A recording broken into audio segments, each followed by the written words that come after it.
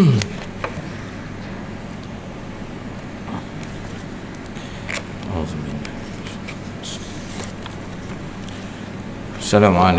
warahmatullahi wabarakatuh. Alhamdulillah, summa alhamdulillah, alhamdulillahi rabbil alamin, wassalatu wassalamu ala asyrafil anbiya'i wal mursalin Sayyidina Muhammad wa ala alihi wa sahbihi ajma'in. Rabbi shrah li sadri wa yassir li amri wa hlul 'uqdatam min lisani yafqahu qawli. Subhanaka la ilma lana illa ma 'allamtana innaka antal alimul hakim.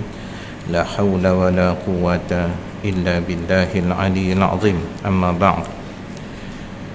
Tuan-tuan, puan-puan sidang jamaah yang dikasihi, alhamdulillah di malam ni hujung minggu selepas kita bercuti 3 hari sempena Hari Malaysia, kita mendapat mengambil sedikit pada ruang waktu kita yang ada di malam ni.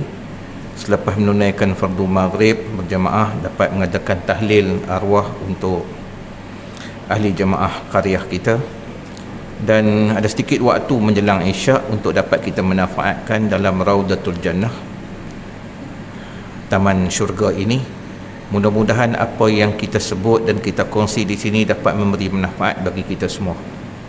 Mudah-mudahan ilmu yang kita perolehi ini dapat kita memperbaiki diri kita, meningkatkan amal bakti kita dengan kefahaman yang kita perolehi. Mudah-mudahan kita mendapat redha Allah Subhanahu wa taala. Malam ni sesuai dengan waktu yang ada ni, isyak sebenarnya makin dekat, nampak kan? Sekarang ni masuk ke 8 suku.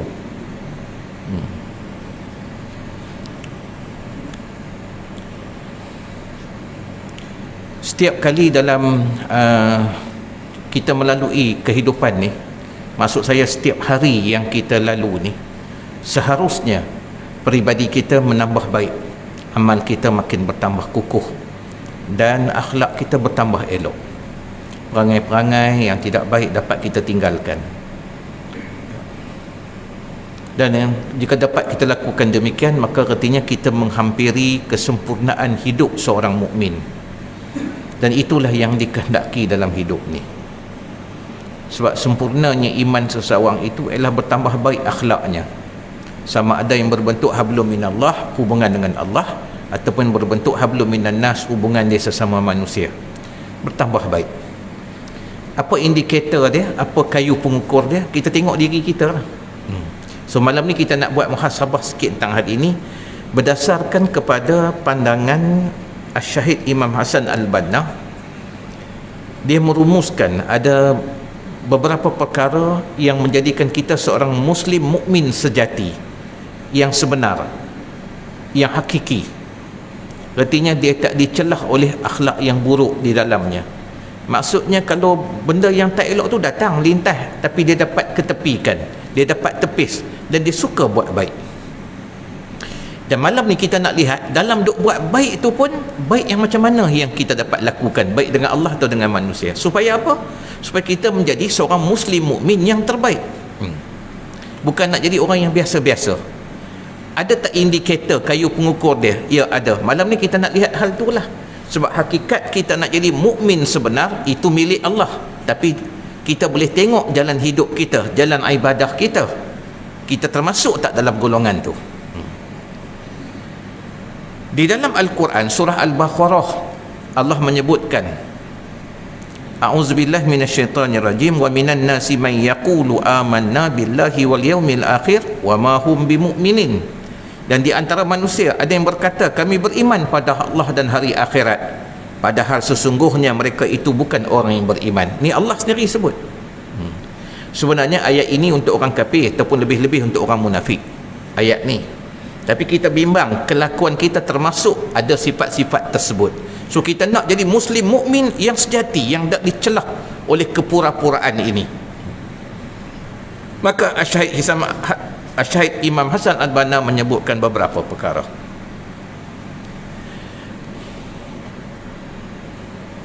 Antaranya disebutkan adalah salimul akidah, akidah yang bersih. Akidah yang bersih ni bukan kita nak bercakap tentang soal ahli sunnah wal jamaah, itu tetap dah. Tapi kita nak cakap bersih ni artinya dia tidak dicelahi oleh syak, zan maupun waham. Yakin bulat dengan Allah. Orang yang Allah sebut dalam Al-Quran, yauma la yanfa'u malun wala banun illa man atallaha biqalbin salim. Hari akhirat, hari yang orang balik pulang pada Allah, tak ada guna dah harta dan anak pinak. Sebab dakwa-dakwi ni akan terjadi di hari akhirat. Nak selesai sekarang. Jangan nak kata tak apa, mak ni kasih macam mana apa hari akhirat mak akan, tak ada tuan-tuan. Nafsi Nabi-Nabi pun pergi jumpa pun, Masya Allah, setiap Nabi punya pengikut pergi jumpa kat Nabi tu minta syafaat. Nafsi Nabi tu kata, sebab dia pun bimbang. Kecuali Rasulullah sallallahu alaihi wasallam, dia ada syafaatul kubra yang bagi pada umat dia dan umat yang lain. Nak cerita akhirat ni tuan, jadi kita kena baik betul dengan Allah dalam bab ni. Jangan ada celah, supaya suatu saat kita nak mati tu rahmat Allah datang pada kita. Bimbang kan tuan-tuan kan, dekat nak mati ni bimbang sungguh. Sebab syaitan akan datang bertubi-tubi dengan berbagai cara nak kafirkan kita. Orang nampak si fulan tu mati sebagai namanya orang Islam, dikeliling oleh orang Islam, hakikat mati dia hanya Allah yang tahu. Dia ditipu tak oleh syaitan. Nak bagi rahmat Allah datang pada kita sentiasa sampai hari nak mati, sampai syaitan tak boleh mencelah. Sekarang ni kita kena jaga betul kehidupan kita. Jangan ada syak ni 50% yakin, 50% tidak. Dia dengan Allah ada masalah bab tu. Naik kereta berhenti kat traffic light, tengok orang bukan Islam duduk kat sebelah, naik kereta cantik lagi. Dia tampak hidup senang. Mengapa ya hati aku ni orang Islam Allah bagi susah?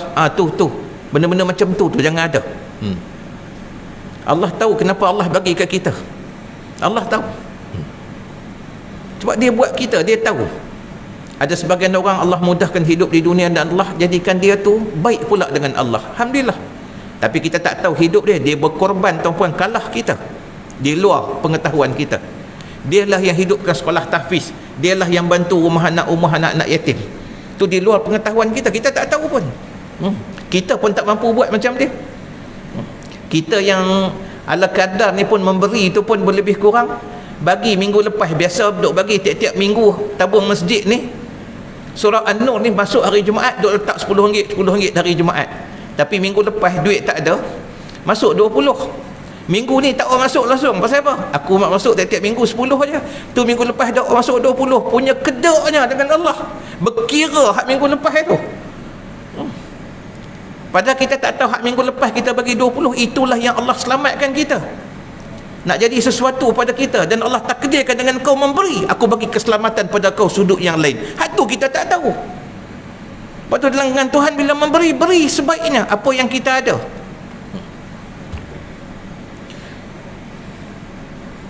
Bersih betul hati kita dengan Allah ni. Jangan ada keraguan dalam bab tu. Dengar anak orang lain berjaya, anak kita tidak. Kenapa ya? Kenapa anak aku Tuhan bagi macam tu? Sama aja semua. Tak usah tuan-tuan. Malah kita dengan anak-anak kita pun jangan kita bezakan. Apa hal kau Alung? Angah Alang semua okey je, kau masalah apa? Tak ada orang Allah lahirkan bodoh. Dia dah usaha dengan segala cara. Takat tu je dia boleh. Terimalah tuan-tuan. Terimalah. Biarlah dia kerja ikut apa yang dia boleh. Kita tak tahu. Bila kita ditimpa musibah satu hari, mudah-mudahan Allah jauhkan kita. Kena sakit tu pun tersadai atas katil 3 bulan.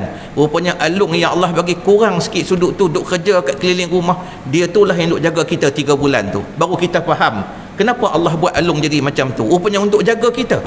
Yang lain tu mengaji tinggi, tak duduk jauh-jauh dah, tak boleh nak balik. Kita tak faham af'al Allah.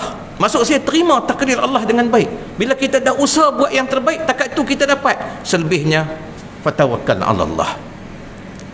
Serah ke Allah.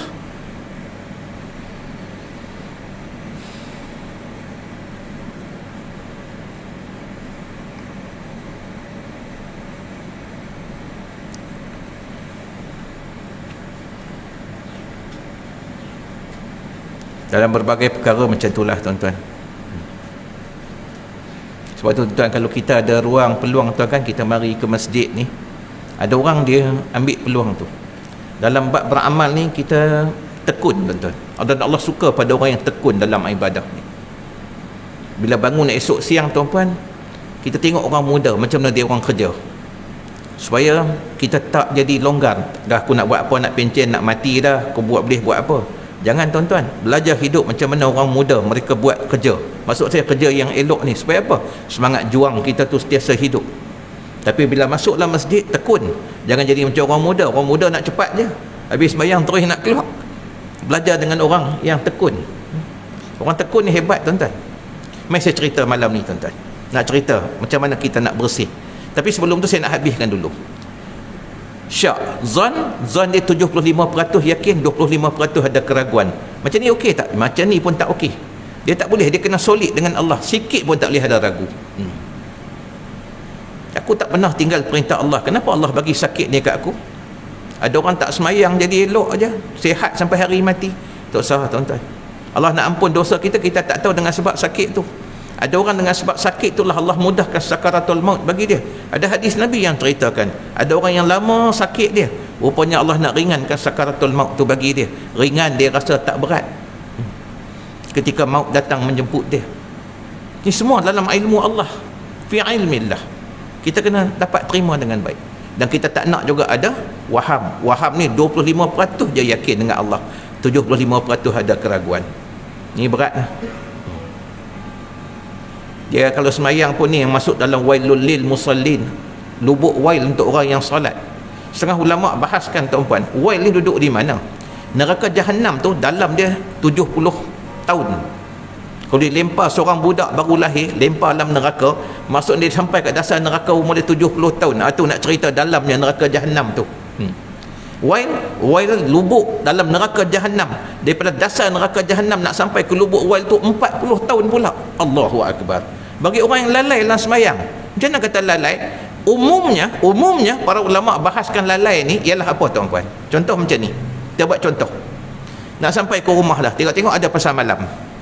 Dia ada dua pilihan, nak singgah pasar malam, tapi yang asar tak buat lagi, dah 6.30 dah ni, balik dululah, semayang dulu, tu yang paling penting, sebab aku tak buat asar lagi. Ni yang terbaik, semayang dulu, lepas tu keluarlah.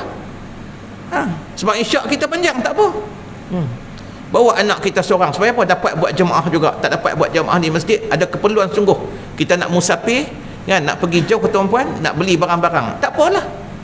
Tapi ni kita kata apa?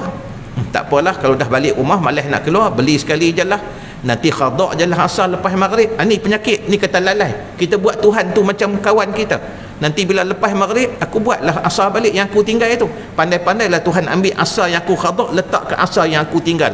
Angah kita, Tuhan tu siapa? Punya biadabnya. Ni kata lalai dalam solat, saja memilih untuk tinggal. Dia bukan tak buat, tapi ikut suka nak buat bila. Nak macam mana cerita orang ni, tuan-tuan? Macam ni, biasa cerita. Tuan-tuan, perempuan yang ada ni, kita jadi orang yang baik betul dalam hal ni. Saya sendiri pun kena baiki diri saya. Tiap-tiap hari kena tengok. Sebab dunia yang kita tinggalkan duduk kat tepi telinga kita aja. Dia duduk gamit kita. Wallah, tuan-tuan, dulu saya pernah buat kuliah bulanan dekat Beranang. Muda lagi waktu tu, dalam 30 lebih.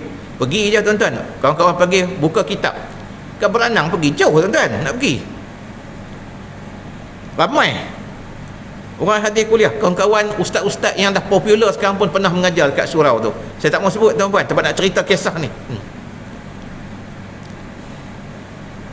Duk pergi setahun mengajar. Saya mengajar waktu tu tarbiyatul aulad, pendidikan. Syekh Dr. Abdullah Nasih Ulwan, kitab dia tarbiyatul aulad, pendidikan kanak-kanak. Tengok orang tua-tua ramai, tuan-puan, ramai berani lagi surau dia tu. Surau dia tak besar mana, jadi nampak ramai lah. Penuh macam nak penuh lah surau lelaki perempuan ni. Tapi lepas tahun mengajar, tengok 3-4 orang, 5-6 orang tua-tua yang biasa hati, tengok tak ada. Saya kata, kawan-kawan ustaz pun pernah tanya, mana pergi 2-3 orang pakcik ni? Dah meninggal ke? Duk hospital ke? Tak. Dia tahu ustaz nak tengok. Malam ni lepas Malaysia, ustaz ikut saya, ada masa? Saya kata insyaAllah ada. Lepas Malaysia pergi, dia ajak makan kat kedai tom yam. Tak apa, tuan-tuan, sebelah kedai tom yam tu, tak jauh daripada kedai tu, ada orang buka kedai, tuan-puan. Kedai dia era 60-an. Ada karaoke. Rupanya 5-6 orang duduk kat situ lah, tuan-tuan. Siap pakai reben lagi. Ya Allah, tengah malam pakai reben buat apa? Saja nak tunjuk macam hidup tahun 60-an, tuan-tuan, menyanyi ni, tak pergi surau masjid dah. Ni kita bimbang.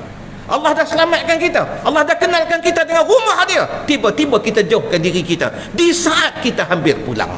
Allahu Akbar. Bimbang, tuan-tuan. Sebab tu mari kita tengok, nak jadi orang yang baik berterusan ni, kita kena selalu jaga diri. Kena jaga. Dia dalam bab berikutnya, tuan, dia akan sebut sini matinul khuluq, akhlak yang kukuh. Nak buat macam mana? Kita tengok surah Al-Waqi'ah. So mari kita tengok sikit, kita buat. Saya ambil cara ringkas ya, tuan-tuan, perbahasan para ulama tentang hal ni. Dia ada satu golongan dipanggil ashabus shimal, golongan kiri. Golongan kiri ni bukan hanya, tuan-puan, orang kafir, orang munafik, termasuk orang Islam yang asi, mukmin, beriman tapi asi. Sebab tu dia kata sini, mukmin sejati ni dia tak ada perangai ni. Ni mukmin asi, beriman tapi derhaka. Maksud dia tahu tapi dia saja pilih. Ashabus shimal, golongan kiri, maksudnya apa? Allahu Akbar. Terima kitab dalam sebelah tangan kirinya, maka dia tahulah dia kena tempah neraka dahulu baru masuk ke syurga. Wal a'yadzu billahi min zalik. Kemudian ada satu golongan dipanggil ashabul yamin, golongan kanan. Siapa ni? Orang-orang soleh yang suka berbuat kebaikan.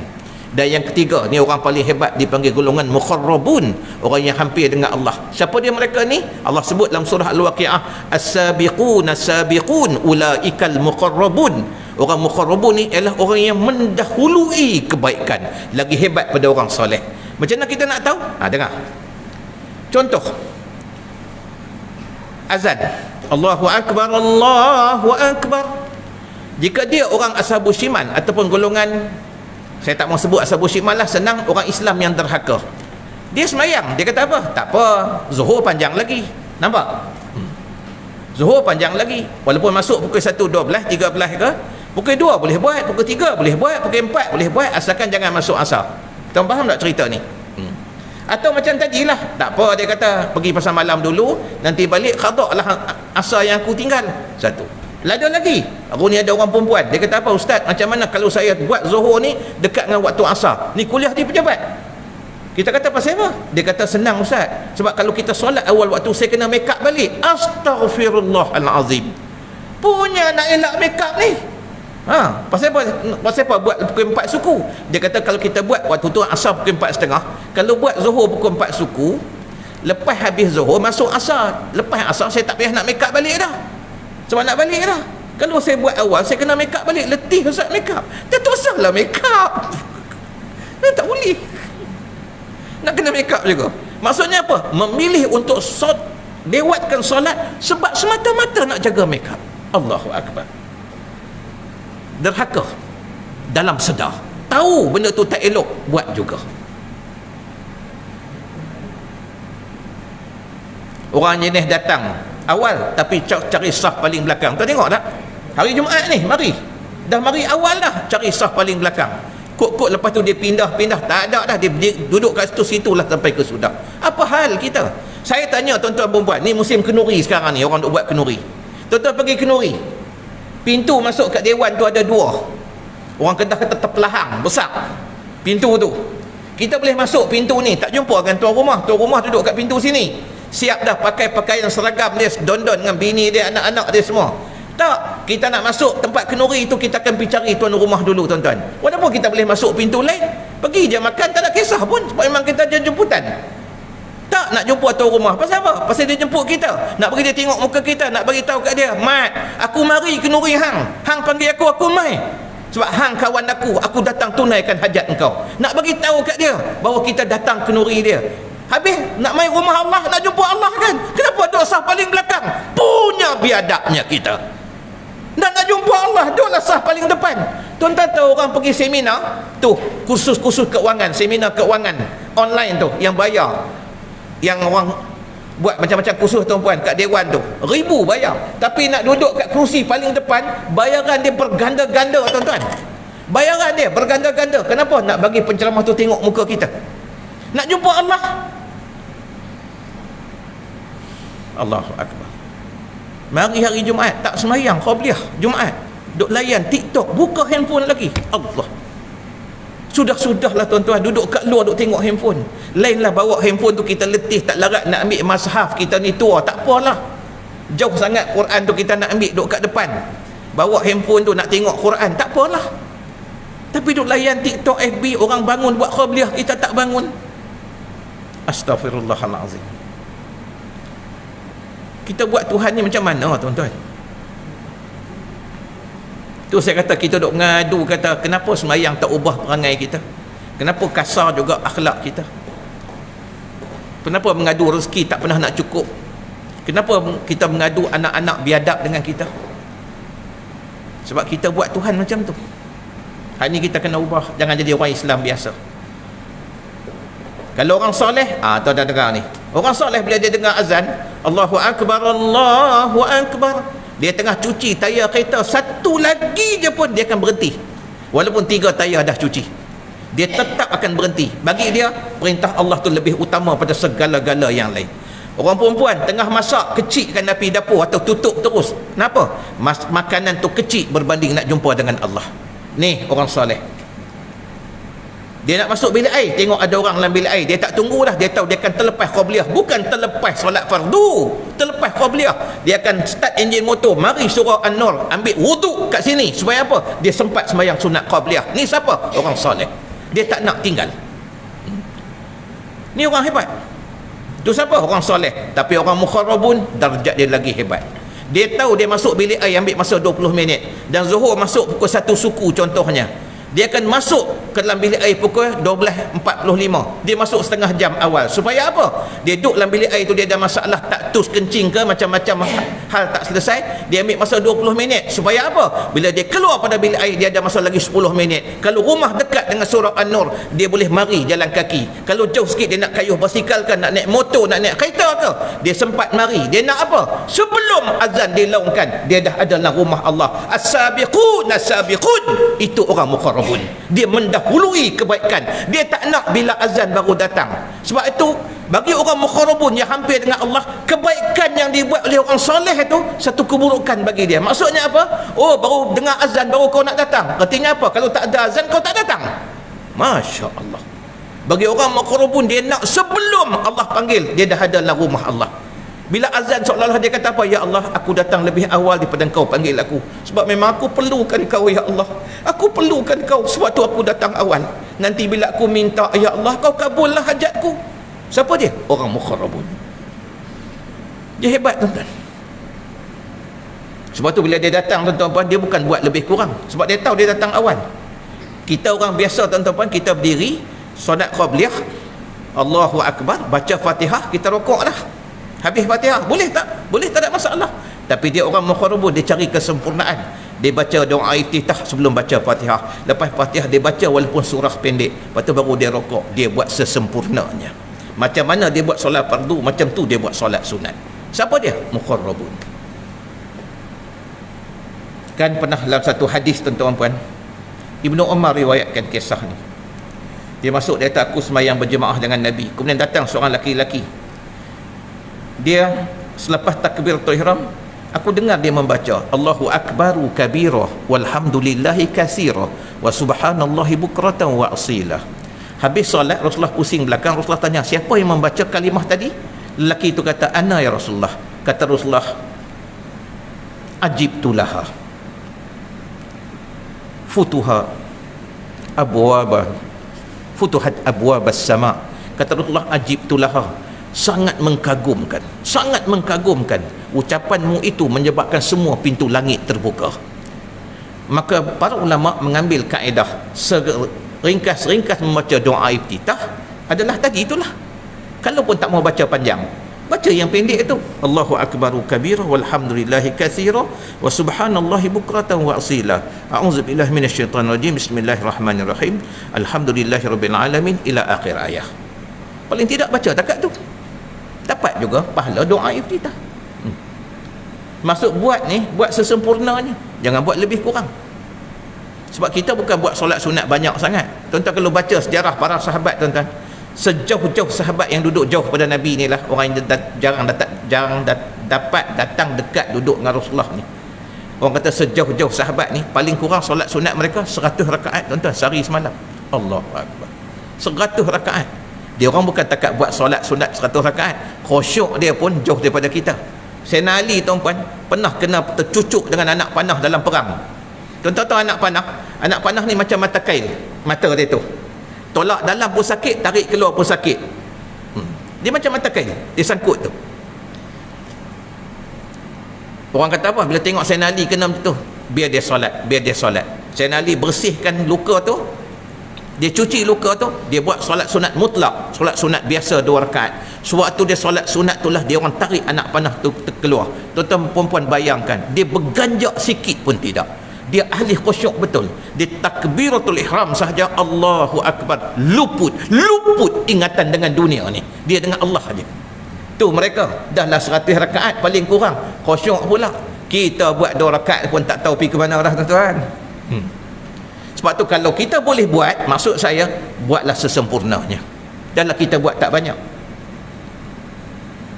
Siapa boleh buat macam ni? Orang mukharrabun. Allahu Akbar.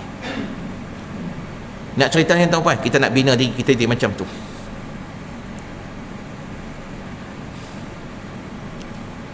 Isyak dah kah?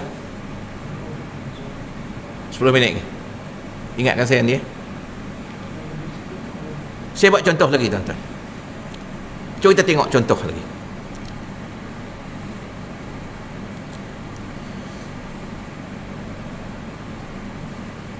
Pergi duduk kedai makan,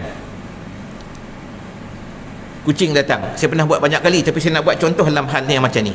Kucing datang, kita tengok kucing duduk pergi kat tepi meja orang ni. Ada orang kuis dengan kaki, ada orang syuh kan, ada orang tendang dengan kaki pun ada.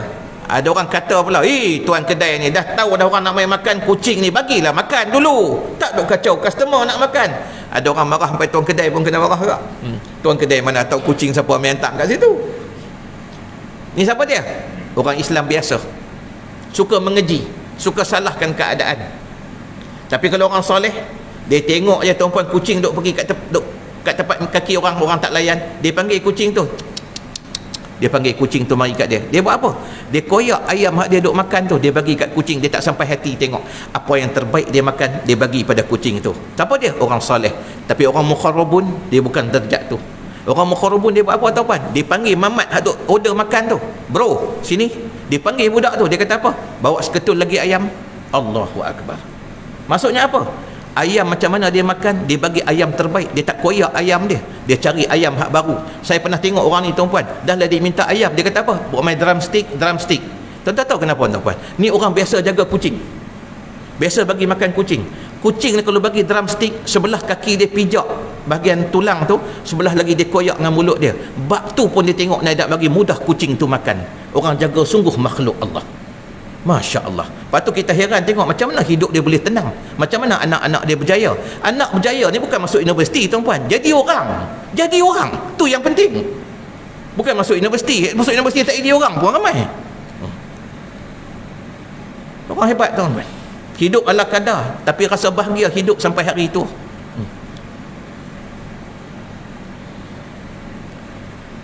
Ni siapa dia? Muqarrabun, as-sabiqun ulaikal muqarrabun. Saya cerita ni untuk apa tuan-puan? Kita semua yang sedang menaiki melalui umur ni, kita kena berpindah dah menjadi orang lebih baik dan lebih baik di sisi Allah. Yang terakhir tuan-puan, saya nak berhenti tuan-puan, isyak saya berhenti. Mak ayah.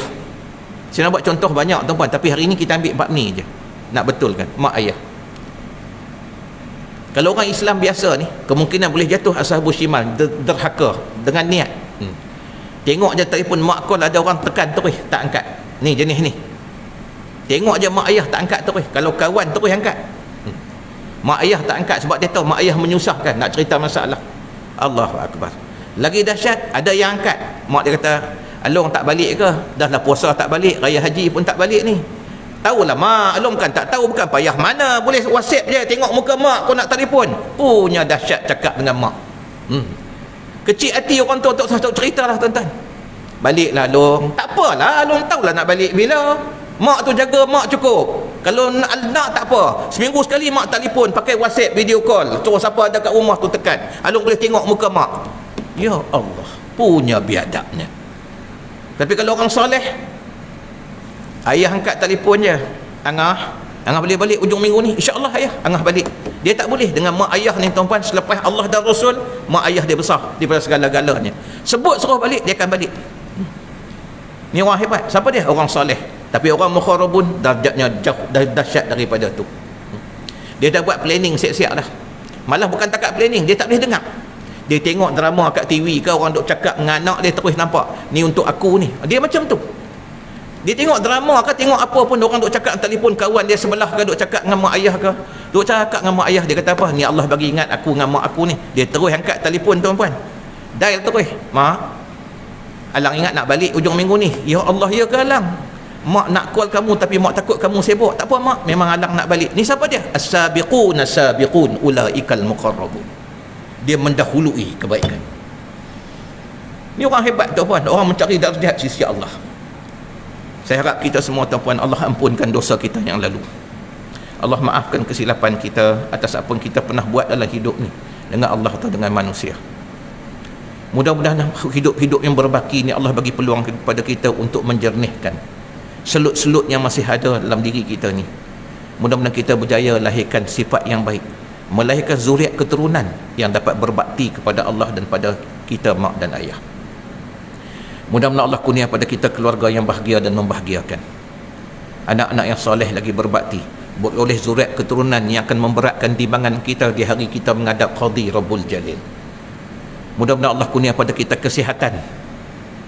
Allah angkat pada kita beban penyakit yang ada pada kita yang tak tertanggung oleh kita. Allah kembalikan pada kita kesihatan. Allah beri kesembuhan yang tidak mendatangkan sakit yang lain selepasnya.